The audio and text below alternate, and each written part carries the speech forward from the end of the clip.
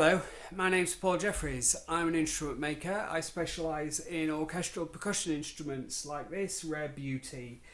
This is a Deagan 590 vibraphone made between 1930s and 1950s, and I don't think I've ever seen one of these before. The Aurora is the bigger brother. I've worked on a couple of those, several of those, but this is very similar but stylistically different. I've gone over everything, the way the legs work and everything. Lots of screws are all hidden, so they've all been sorted out as part of the overhaul, and I've given it a thorough cleaning, get rid of 80 years worth of grime, and it's come up looking shiny and nice. The paint is difficult to say. If it's faded, I'd have expected it to have tonal differences where the paint wasn't in the sunlight, but it seems to be quite uniform. The resonators definitely, you can see where they've been coloured down, because the cover hasn't gone down too far, but the ends and the metalwork are all, I think it's all original. So the work that I did on the instrument to get it back to standard, several areas really. There was a damping issue, and the problem was that the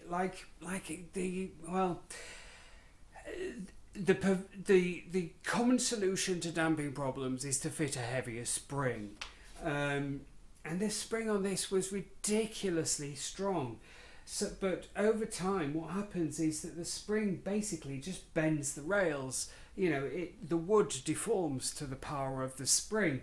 So you end up with a sag, especially on this rail 3, which is carrying the majority of the load. So I've had to take all these note peg systems off. These are all on one big rubber strip that's all nailed in. So I've taken that off, and I put a new face on the top of the board to flatten that off and got that level. Note rail 2, however, the drop is so small that by the time you've actually done that, it would the material would all break out. But the drop, as I say, the drop is small. It's sub 1 millimeter, which can be accommodated with the felt.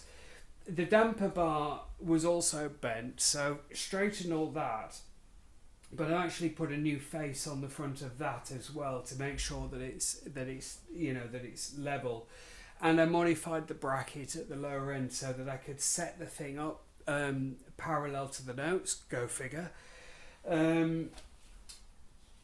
Few wobbly resonators that have sorted out, and little bends that I've had to pull back a bit, but everything else is pretty much standard.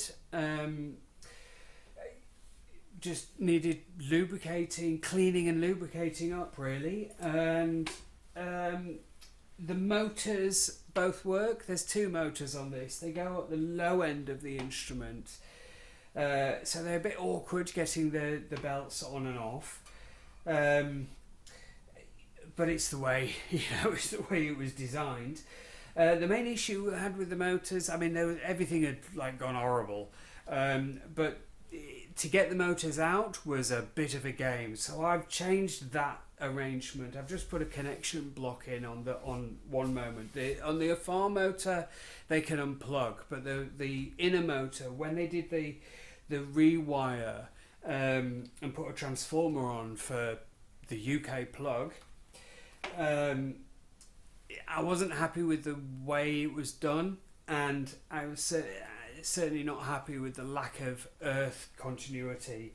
So I've corrected all that side of it, and I left the connections in a terminal block so that you can actually undo it and take the motor out without having to desolder things and cut wires and stuff. So all that lot is done. It's had its pat test and everything, and it's safe. So yeah, it's all good to go really. It's a lovely instrument. I'd like to keep it, but yeah. So now I'll plug it in. it's been fit with a plug like this. It's got a little sort of sleeve on it, locking sleeve. It plugs in at this end of the instrument. So we've now got power to the system. Playing it acoustically.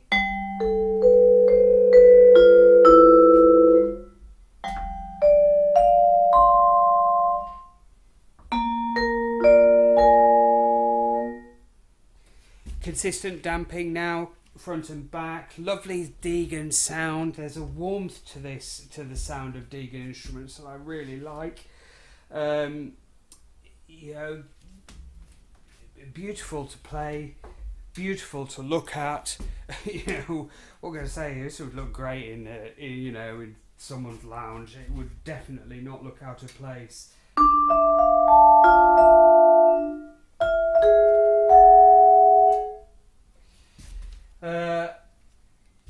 Switch the motor on. Little bit of a hum. These old motors, they do have a little bit of a hum. It's kind of the nature of the beast.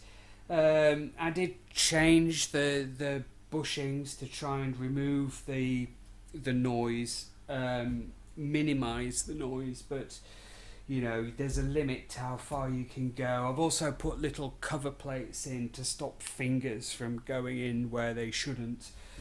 They can just unscrew, but they literally just plug up where the wires are going. Speed, you get what you're given. So reasonably fast. There is no speed control on these motors. It would be a little bit challenging to do that. That's about it, really. It's a fantastic instrument. It looks beautiful. You know, the woodwork on it is great.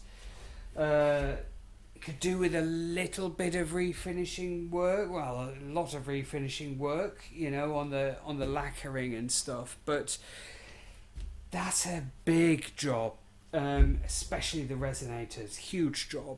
You know, you're talking more than refinishing a car to do this, because the surface area is actually bigger than a car. And they're awkward to do. It's a real labour of love. But even as it stands, I think it's a fantastic looking instrument. If you've got any questions, you can send me an email. There'll be some more pictures on my website, which is orchestralpercussion.co.uk, which is where I'll do all the transactions and stuff. So yeah, thank you for watching. I hope you're well, and see you next time.